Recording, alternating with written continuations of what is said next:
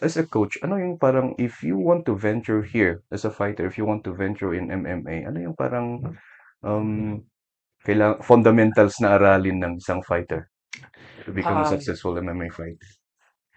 yung sabi nila, if MMA, gusto mong maging MMA fighter, you have to start na maging MMA. Training ka ng training ng Automatic. MMA. Oo. You have to be well-rounded. Alam Yeah, mo dati. yeah, yeah. From standing, wrestling, and ground. In this generation, Oo, actually, sa ngayon. kasi nakikita natin ngayon, magaling na lahat sila in all aspect, striking and unlike during your time, Mm. you can distinctfully see kung sino ang grappling and sino ang striker. Oo. Yeah. And that's why I love watching your game because I know that you're a striker, but then you go to the ground. Sabi nila, kung boxer yung kalaro ko, syempre, why will I play yung Yeah, game? yeah, No? yeah, exactly. Idadala kita doon sa weakness mo. Mm-mm. So I'll finish you there. Yeah. Let's go back to what you were saying a while ago of that 0-5. So natalo kayong lahat doon during it's an international promotion. Lumabas yung mga ayun. Ang kagandahan kasi um na-expose yung Baguio kaya lang ayun may mga nagsasabi na hindi tayo marunong sa grappling. With grappling, Yeah, yeah. hindi nga lang yung sinabi nyo na hindi pa sapat in an Oo. international level. Oo. What was the adjustment on the technique wise? Oo. Kasi you came back strong. Yeah. Before after that, Oo. no? After the competition, yun nga eh.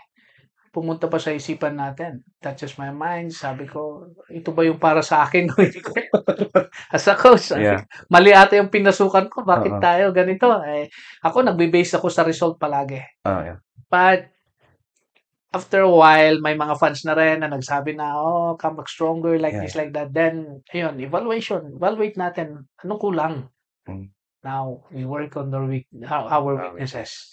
So, yun yung sabi ko na dagdag pa tayo dun sa weakness na tayo ng time.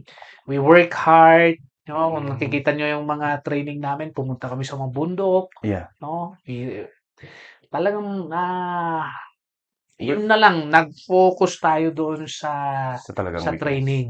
And sa training, aside from sa strong side natin, hindi natin pinabayaan, but nagdagdag tayo pa tayo. Mm. Mm. So, hanggang sa pagbalik natin, na-try din natin 5-0 na. Yeah. Ayan. And with the what do you call that one? With the bonus because of the belts they had. Yes, yan na hanggang nasabi na rin ng CEO, yung chairman mismo ng One Championship na despite na wala tayo doon sa first world, mga Yes, ganyan, exactly. mga wala tayo ng tamang resources or Mm. yung kakulangan natin ng mga resources, no? That's why I want to learn your planning doon kung paano kasi when it comes to equipment, especially the first gym that you had in KM4, yun nga, sila mismo magsasabi, it's not what we call the one a first class gym, No, so to speak. world But it class. works Oo. because it produced champions. Mm. Well, paano yung, did you incorporate or did you hire other trainers to assist you? Mm. Ano yung mga techniques ng ano? Nung una, mag-isa natin dyan kung ano, but through teamwork. Mm. Teamwork, then we try to hire Wrestling wrestling coach. coaches, mga ganyan. Pinapabisita natin kahit twice a month. Mm. Then, repetition, Repetitions, yeah. hanggang, ayun, ah, hanggang yung prepare natin ng gusto and the right, siyempre, andyan na yung, andyan na yung sabihin natin, social media, dan ng YouTube. Pag nakikita natin yung mga opponent nila, di-study natin ng gusto, ito yung strong side ng mga ganito, ganyan. So, preparing yung isang atleta doon, we're basing doon sa mga kalaban nila. Nakaka-create tayo ng magagandang game plan. Game plan. Yes, because Mhm. you're also called, the team was also called the king of rematch. Rematch.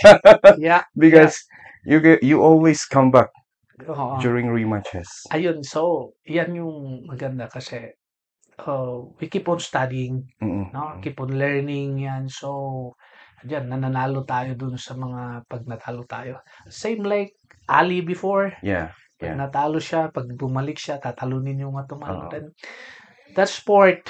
No? That's Mm-mm. sport. Sometimes we learn, sometimes, no? Sometimes we win, sometimes we learn. Yes, exactly. You're listening to El Maestro Speaks podcast.